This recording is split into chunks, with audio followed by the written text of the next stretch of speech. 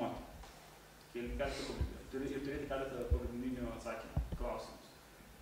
Kur statys, ką statys, už kiek statys, kada statys, kaip statys ir dar vieną klausimą.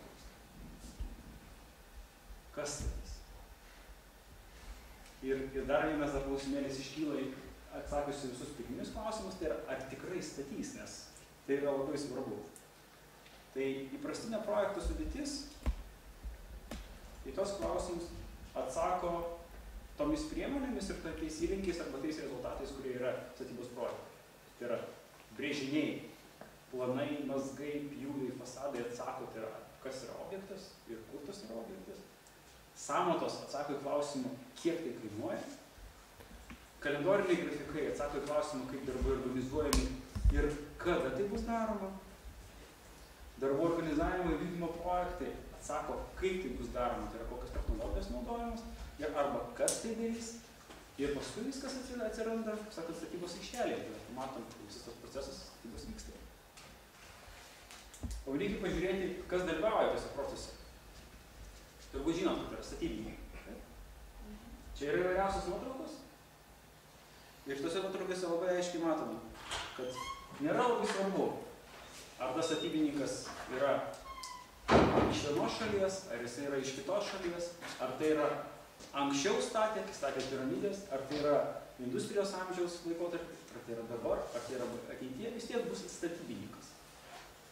Tuo tarpu reikia suprasti, kad patį statybo projektą tie statybininkai pastatyti iš savo minties negali. Jiems reikalingas tam tikras projektinė dokumentacija reikalinga. Tuo tarpu, dar vienas dalykas, kur labai svarbus, tai yra kokie reikalavimai bus keliami tam statybos projektui. Tai yra tiek projektų kokybei pačiai, tiek laiptai, tiek kainai, tai reikalavimai su kiekvienu laikotarpiu vis didėja, griežtėja ir taip toliau. Tai yra viskas statybos procese iš esmės sudėtingėja ir viskas kyla. Tas žodis kyla,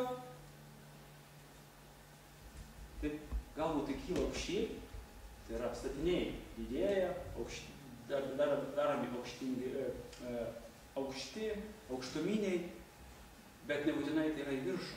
Gali būti sudėtingumas, gali būti ir gilyn.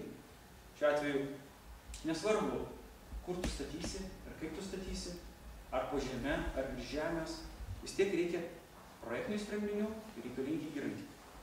Tai projektiniai sprendiniai nėra realių šaltinių arba nėra realių įrodymų, kaip buvo statomos Egipto piramidės,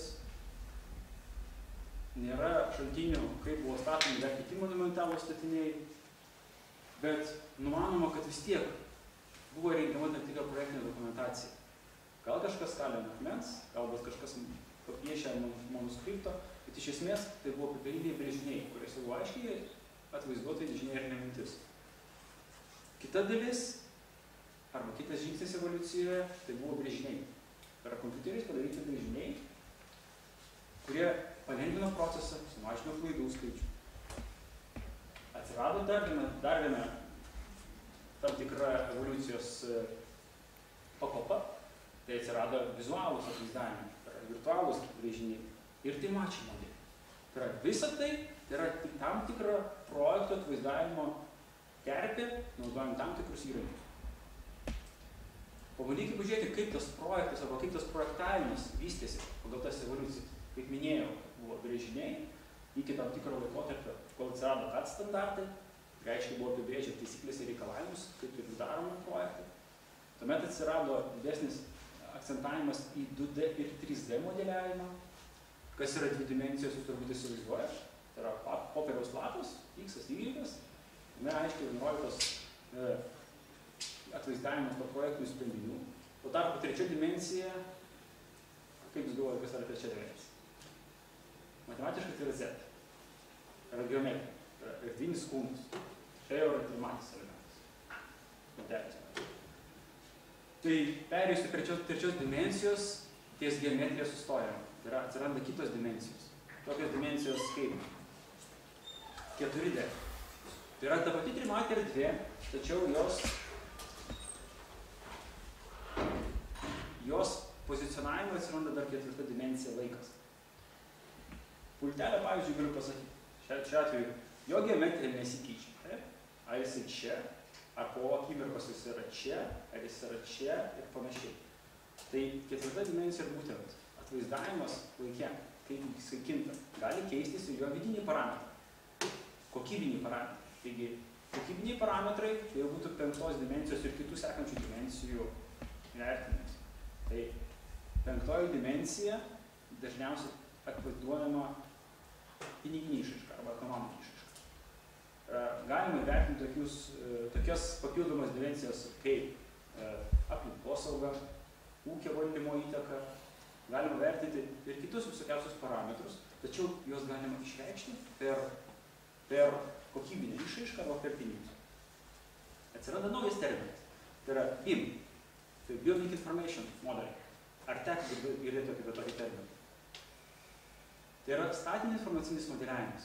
Tai iš tikrųjų visuma tam tikrų veiksmų, kurie reikalingi tam, kad sukoordinuoti visus proceso dalyvius, kad informacija apie projektuojamą statinį kaupti vieningoje informacinėje sistemoje, dalytis tarp dalyvių ta sukaupta informacija ir pagrindinis dalykas tai yra daryti kuo mažiau klaidų ir kad tai kainuotų, kaip sakant, kuo mažiau.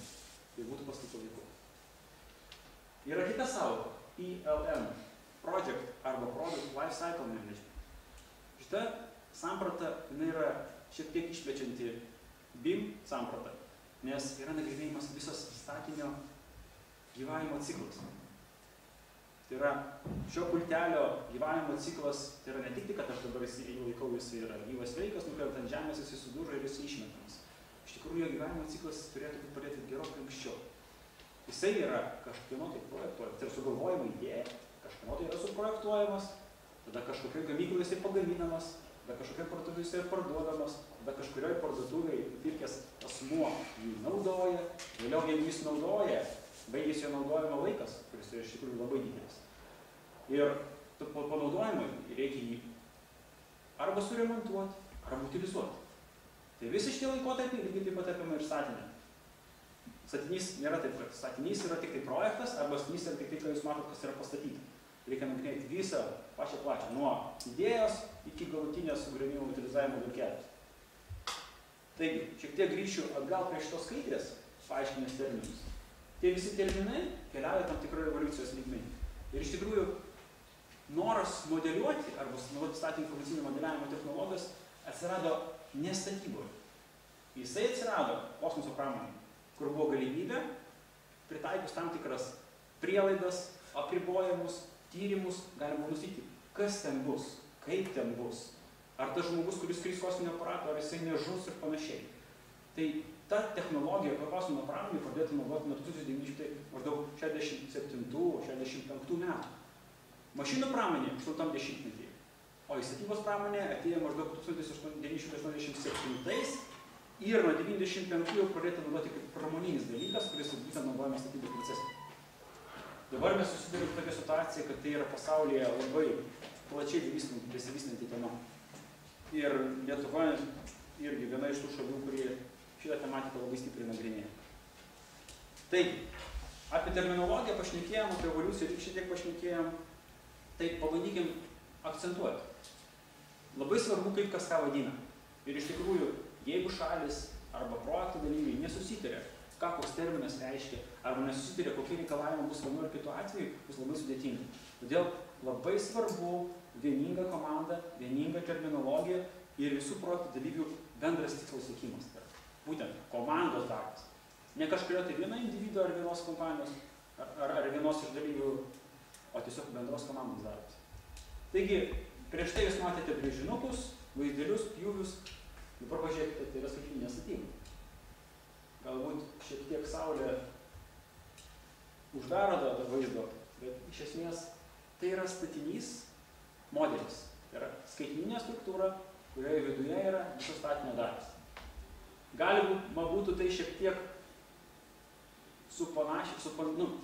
sulyginti su animacija. Tai yra animacija, kurioje viduje yra visa informacija. Jeigu žiūrėtumėt į animuotą filmuką, bet neturėtumėt, tarkim, interaktyvaus ryšio paliesti tą elementą arba sužinoti apie jo savybes, apie jo kainą, apie jo apie jo laiko tarpsnius ir taip toliau, tai būtų tik tai vaizdas ekrane. Tačiau modelis savyje talpina visą įmanomą informaciją, kuri reikalinga, kad sužinoti ir atsakyti į tos klausimus, kurie buvo pačioje pradžioje. Ar atsimenat klausimus? Tai yra, ką darysim, kur darysim, kaip darysim, kada darysim, už kiek darysim ir kas tą darysim. Tai statinio informacinėme modelyje arba skaitinės statybos, tos sumanios skaitmeninės statybos, angliškai vadinama digital construction, pagrindas yra vieninga informacija visiems projektų dalyviams. Pabandykite pažiūrėti, kaip vystėsi šitos technologijos Lietuvoje. Pirmasis BIM projektas buvo Vilniaus miesto savivaldybė. Tai yra nuo 2003-2006 metų laikotarpiu, taip kad tai nėra kažkas nauja Lietuvoje. Ir tai buvo galimybė projektuoti vieningoje aplinkoje ir trimatį modelį, sujungti su analitiniais skaičiavimais. Tai yra, kokios apkrovos veikia statinį, ar reikia keisti konstrukcijų skerspjūvius, ar reikia didinti, stiprinti pastatą, kad būtų atitikimas ne tik tai pagal užsakovo norimus funkcinius parametrus, bet ir pagal architektūrą, pagal estetiką, pagal konstrukcijas, pagal apkrovas, pagal inžinerinės sistemas. Tai yra daug dalyvių dalyvaujantys šitame procese turėjo priimti tam tikrą kompromisą. Buvo keičiama ir konstrukcinė schema, ir pats statinio atvaizdavimas, kol galiausiai parengtas BIM informacinis modelis ir sukaupta visa informacija apie tą modelį bus patalpinama ūkio valdymui, tai yra statinio eksploatacijos laikotarpiui į vieningą duomenų bazę. Tai buvo ir brėžiniai patalpinti, tai buvo ir brėžiniai, ir aprašai, ir specifikacijos, garantinės instrukcijos, visos nuorodos į naudotojo poreikius ir taip toliau, ir taip toliau. Jeigu pažiūrėtumėte patį modelį iš arčiau, tai yra galimybė į jį patį įeiti ir jeigu įsivaizduojate ir mačius video žaidimus, tai iš esmės panašus principas, bet jūs žaidime matote tik tai kelą, tik tai tekstūras, tik tai vaizdą. Jūs nematot kokybės tam visą dalyką. Tai iš esmės įėjus į tą statinį, prieėjus prie elemento, paspaudus ant to elemento ir pasakius, duok man naudingą informaciją apie šitą elementą, jūs galite gauti. Tarkim, šitos lentos viršaus plotą, kur jisai buvo pirktas, kiek jisai kainavo, kaip jį reikia prižiūrėti, kokia yra garantija, koks yra kodas, kokie yra ryšiai su visa kita informacija ir taip toliau, ir taip toliau. Ar suprantate? To ir skiriasi. Informatyvumo lygis ir kokybės lygis visai kitoks. Kaip mes minėjom, trimatis modelis, jisai pats iš savęs, jisai nepateikia daug informacijos. Reikia ryšti su kitom dimensijom. Tai yra trimatį modelį sujungus su grafiku, tai yra su planu, kaip bus statomas statinys. Tai yra kokiu metu, kokios kolonos, kokios sienos, kokios perdangos, langai, durys, kada atsiras, yra galimybė modeliuoti procesą. Užsienyje tai vadiname simulation, Lietuvoje tai gali būti video vaizdavimas, virtuali statyba, arba bet kiti terminai, kurie atitinka tą procesą. Tai yra galimybė, sudėliojus ir prijungus trimatį modelį su kalendoriniu grafiku, galima matyti, kas tuo momentu turi atsirasti. Šiuo atveju, čia pavyzdys yra Viktorija biurų pastatas, jisai buvo statomas nuo 2004 iki 2006 metų. Sujungus su grafiku, pasirenki datą, tarkim, šios dienos datą ir gali pamatyti, koks vaizdas turėtų būti šiandien. Ir pažiūrėjęs per langą tą objektą, kuris yra statomas, ir pamatęs, kad vaizdas kitoks, kokį išvaidų peršas. Statybininkai dažniausiai sako galvoja. Bet iš tikrųjų turėtų būti išvada, kad viskas yra laiku, viskas spėja, galbūt kažką lenkia. Taigi, apie sujungimą su laiko grafiku mes pašnekėjome. Toliau, neužtenka to, kad ta virtuali statyba arba skaitmeninė statyba yra sujungta su grafiku, yra galimybė jungti su visom kitom papildomom priemonėm. Tai yra statinys, kurį jūs matot pastatytą, jisai neatsirado iš dangaus. Jį reikėjo pastatyti. Reiškia, tam reikėjo tam tikros įrangos. Tai yra kranai. Tai yra darbų organizavimui, jo valdymui, tam viso proceso reikia turėti ir kranus, ir darbo priemonės, ir buitinės patalpas, ir aptvarimą, ir apsaugą, ir medžiagų tiekimą. Visą tą galima irgi simuliuoti virtualioje erdvėje.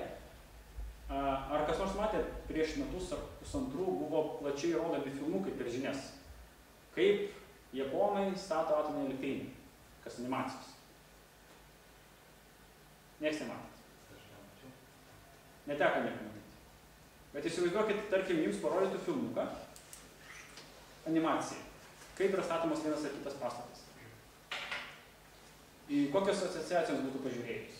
Su pirma, jūs pasakytumėt, kad kaip labai gražu. Arba, viskas dabar man aiškiau. Bet paskui jums duotų užduotį. Va, jūs pamatėt filmuką, mes jums jį duosim, bet dabar pastatykit pagal tą filmuką. Kaip tada jūs žiūrėtumėt tą filmuką?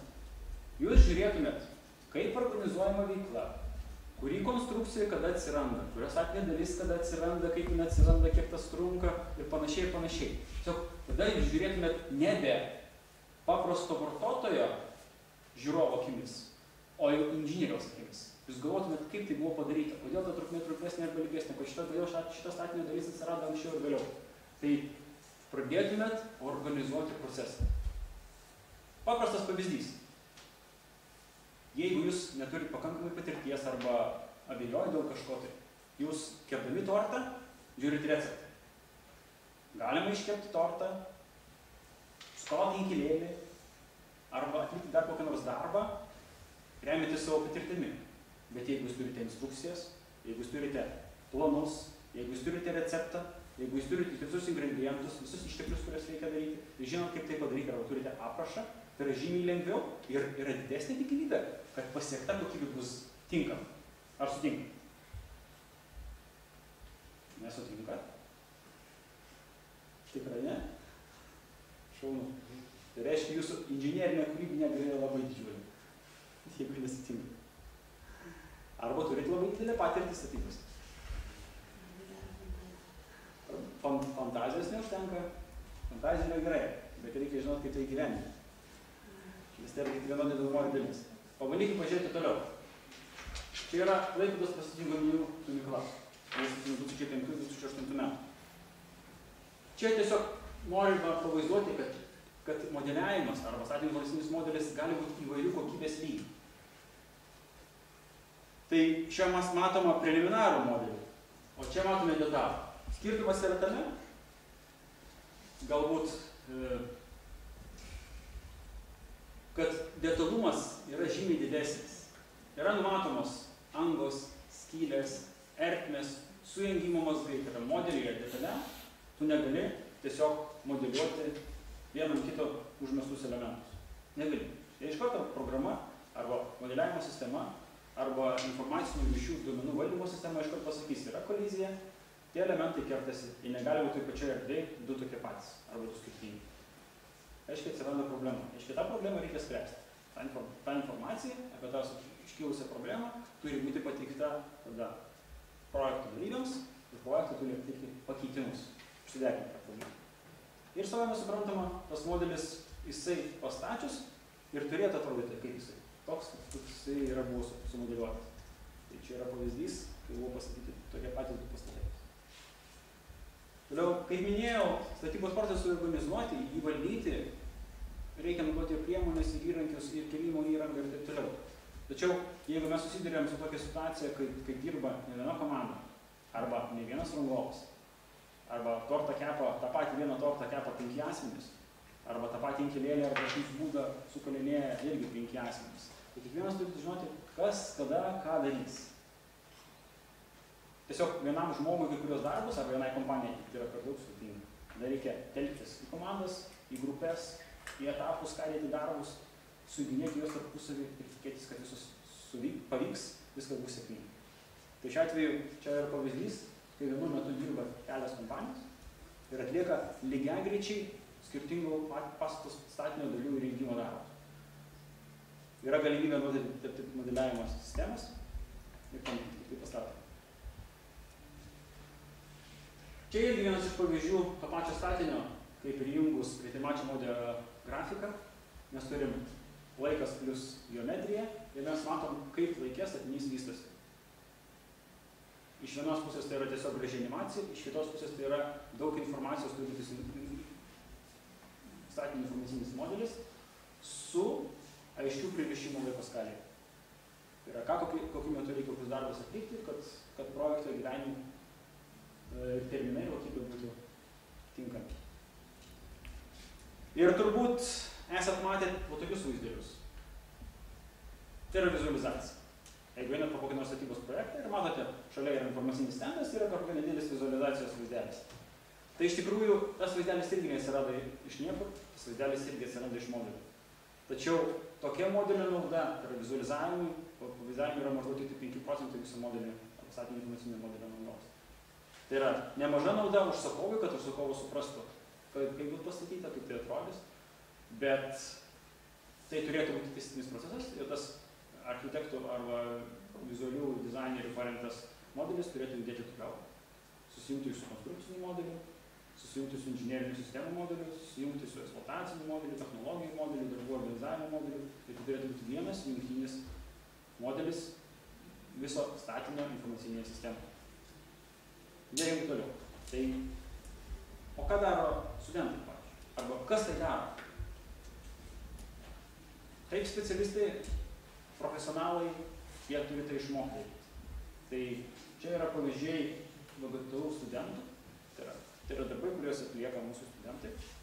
Jie atlieka ir statinių konstrukcijų skaičiavimus, ir statinių modeliavimus, ir mazgų detalizavimus, ir darbo projekto brėžinius, ir analizės, ir darbų organizavimo, ir kranų veikimo, alternatyvų analizė, galbūt vienokio karkaso, gal ne mūrinis pastatas yra geresnis. Žodis geresnis turėtų būti traktuojamas įvairiai, nes turi būti tam tikri rodikliai, kaip įsivertinis, ar jis geresnis ar negeresnis. Nes ir kiekvieno žmogaus skonio samprata yra skirtinga, ir grožio samprata skirtinga. Tačiau inžinerijoje nėra tokio gražų skanu. Inžinerijoje yra, kiek kainuoja, kiek laiko statys, ar bus kokybiška, kiek energijos naudos ir panašios sąvokos. Tai šiuo atveju modeliavimas leidžia įvairius variantus išanalizuoti ir priimti tinkamą sprendimą pagal pasirinktus rodiklius. Ir aišku, paskui organizuoti statybą. Kaip vystosi skaitmeninė statyba Lietuvoje? Apie projektus pašnekėjau, pašnekėsiu apie oficialią dalį. 2014 m. kovo 5 d.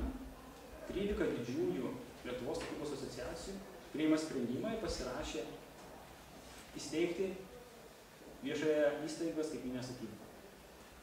Šita įmonė viešosios įmonės pagrindais, viešaus intereso pagrindais, jie koordinuoja tam tikros statybos procesų vystymą Lietuvoje.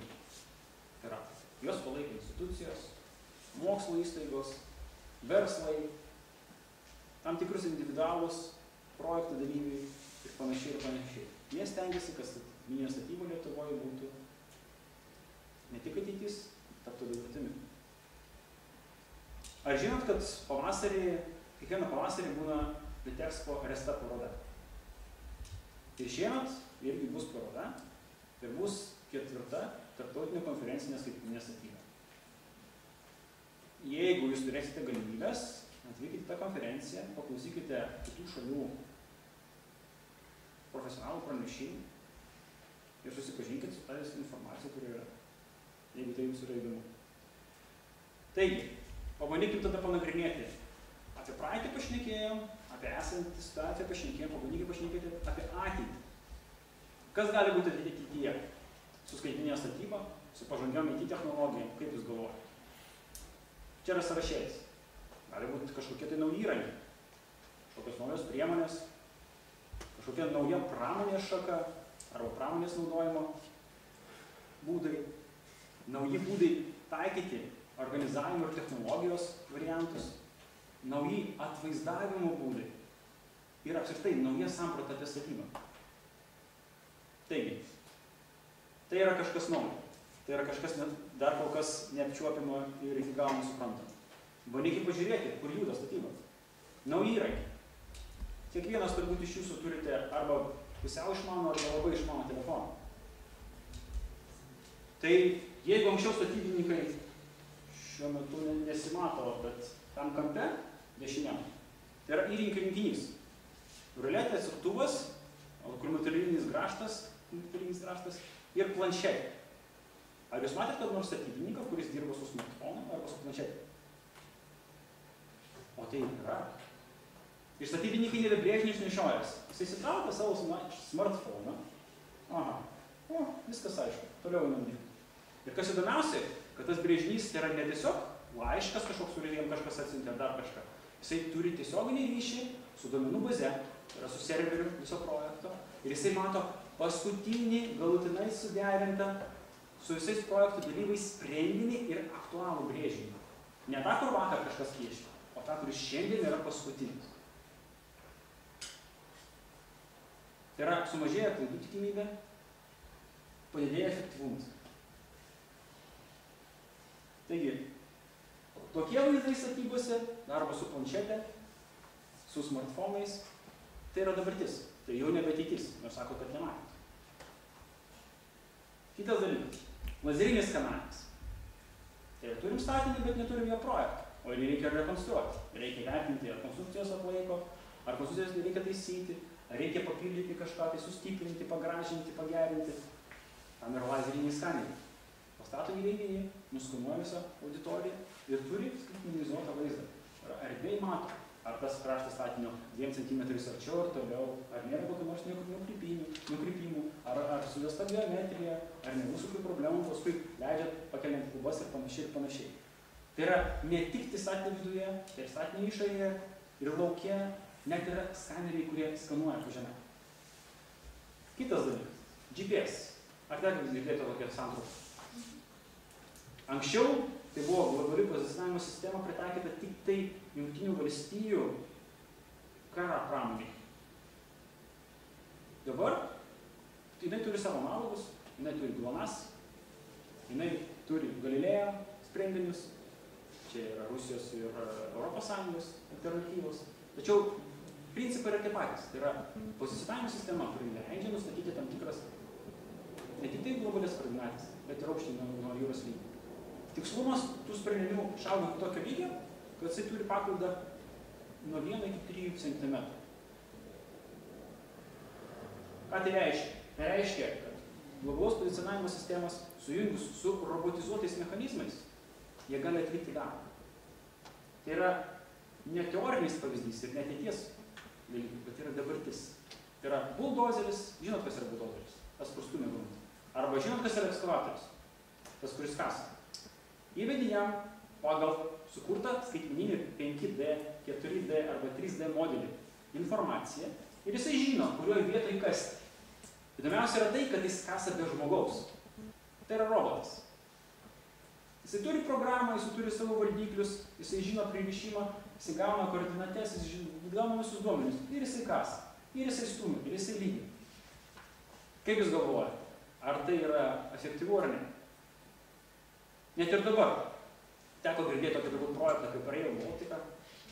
Ar teko girdėti, kad noras yra sujungti Berlyną su Helsinkiu. Ir Lietuva jau savo dalį beveik iki Kauno yra pabaigus. Tai šitos technologijos mes ten naudojamos. Robotizuoti mechanizmai, buldozeriai, greideriai, ekskavatoriai tą dalyką naudoja. Gal to niekas nesigiria, bet iš esmės tai jau nebe ateitis, tai jau yra dabartis. Judėkim toliau. Pramoniniai robotai. Tai jeigu anksčiau pramonė robotai, turbūt girdėjote, mašinas dabar jau surinkinėja robotai, tai žmonės beveik ten nedalyvavo.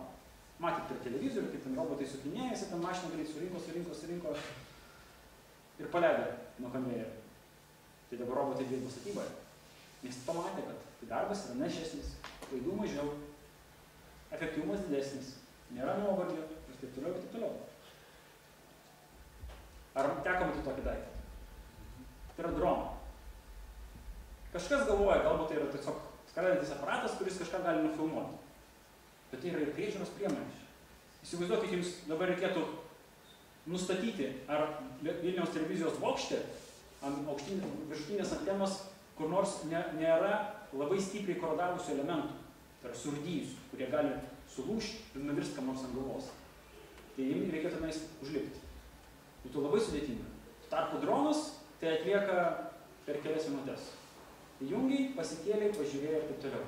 Ar teko girdėti, kad yra pasaulyje keletą kompanijų, tuomet tarpe DHL, kurie naudoja dronus siuntinių gabenimui? Jungtinės valstijose viena kompanija prieš porą mėnesių paskelbė, kaip jinai pristatinėja pizzas su dronais. Tai galbūt juokinga, bet iš esmės tai yra tam tikras inžinierinis progresas. Aš manau, kad Tas pats dronas gali paimti ir plytą, ir galbūt net visą stalą, tai aišku, priklauso nuo kokius yra dydžio, ir nunešti ten, kur reikia. Taigi tai yra nebe nauja technologija, tai yra dabartis, nebe ateitis. Yra kiti robotai. Ardymo robotai, kurie leidžia ardyti konstrukcijas. Tai yra tos vietos, kurios yra pavojingos, kurios yra agresyvios žmogui. Tose vietose galima naudoti robotus, robotizuotą techniką. Taip reikalingas žmogaus įsikišimas, nes kurie darbai nėra tokie visiškai automatizuoti arba visiškai autonomiški. Reikia valdytojų. Ir tuomet žmonės valdo tos robotus ir atlieka tos darbus. Aš jau nešneku apie tokius darbus, kur reikia daryti kažką tai labai giliai po vandeniu. Tada yra, turbūt girdėjot dar nuo savo vaikystės, toks žodis kaip batiskafai. Iš esmės batiskafas, kuris valdomas nuotoliniu būdu, tai yra robotas. Jisai gali atlikti ardymo, gelbėjimo, valymo, tvarkymo arba šiaip tai informavimo funkcijas.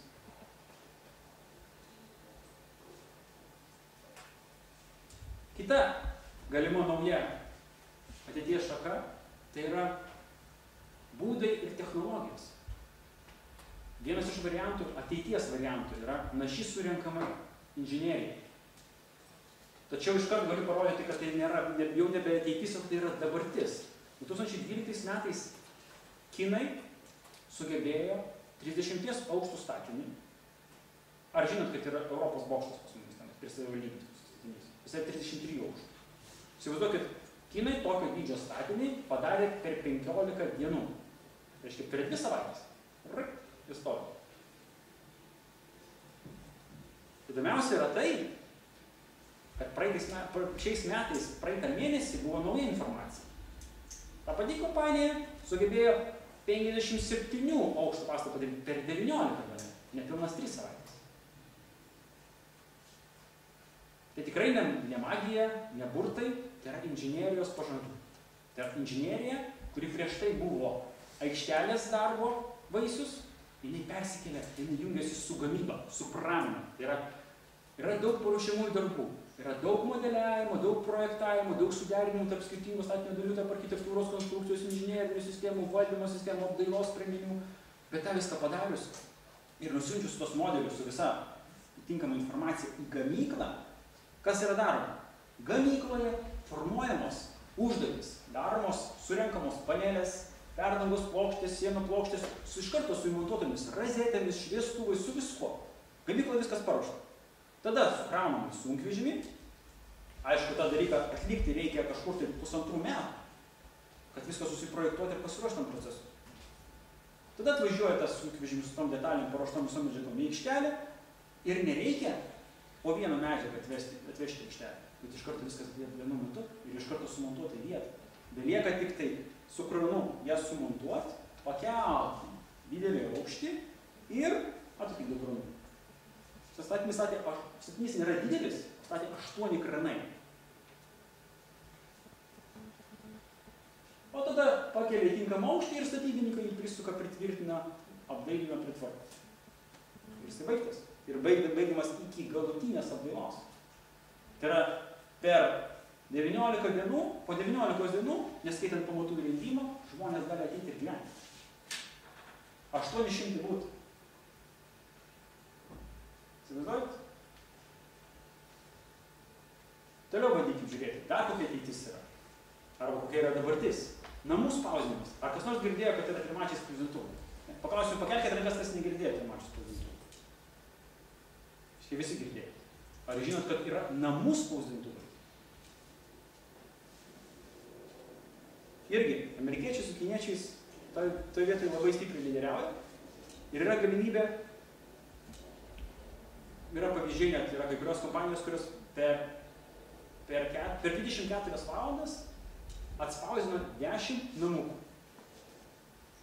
Tai namukai galbūt nedideli, vienaukščiai, bet jie sugebėjo tai padaryti. Tai yra, kaip tas atsiranda? Tos pačios 3D, 4D, 5D technologijos. Tai yra padariusi, sumodeliavus visą statinį, tas statinį informacija keliauja pas gamintoją ir gamintojas duoda užduotį. Ką reikia daryti? Tada didelis spausdintuvas, surenkamas statybos aikštelėje ir jis įspausdina kiekvieną sieną turbūt. Matot, kaip siena atrodo. Tokiais nedideliais sluoksniukais, spausdino savo ramiai, jam tik tai betoną atvežk, elektrą pajung, valgyti neprašo. Bet tos darbus, tai yra medžiagas reikia impirti. Išspausdino namai. Tai irgi nebe nauja. Kam teko girdėti holografinės modelius? Kas matė tokius filmus? Minority Report, Tomu Cruise'u. Matėte šitas funkcijas? 2002 metais niekas negalvoja apie smartfonus. Jūs dabar jau turit. Ir jūs galite savo smartfoną valdyti. 2-3 pirštais ir panašiai. Kas matė filmą Iron Man, Milžinis žmogus, irgi holografinį vaizdą visi ten. Tai yra, galbūt tai yra mokslinės fantastikos dalis. Bet iš tikrųjų, arba filmas Avataras, matėt, kaip ten viskas eina? Gražiai. Ar tai yra ateitis, ar tai yra dabartis, kaip jūs galvojate? Tai atsakykime. Tai yra dabartis. Nes praeitais metais Microsoft pristatė Holo akinius. Ir Holo akiniai leidžia tą atlikti. Taip, ta technologija turi būti vystoma, ją reikia tobulinti, ją galima naudoti, vienaip ar kitaip, bet jinai jau yra pradėta naudoti. Tai klausimas, ar tai yra ateitis ar dabartis? Jau tampa dabartimi. Žiūrėkit, mes pašnekėjom, kad daug įvairiausių naujų technologijų, tiesiog ne visi apie tai žino, arba tai yra tiesiog dar ne taip populiaru, bet tai jau yra jau pasaulyje. Pabandykim pažiūrėti toliau. Tai mes pašnekėjom apie technologijos, apie įrangius, apie būdus, visą kitą. Žmogus, žinios ir patirtis. Kaip jūs galvojate? Kaip tai bus ateityje? Arba kaip yra dabar? Baigę šitą universitetą, kaip jūs galvojate, bus apriboti čionais? Ne, nebus.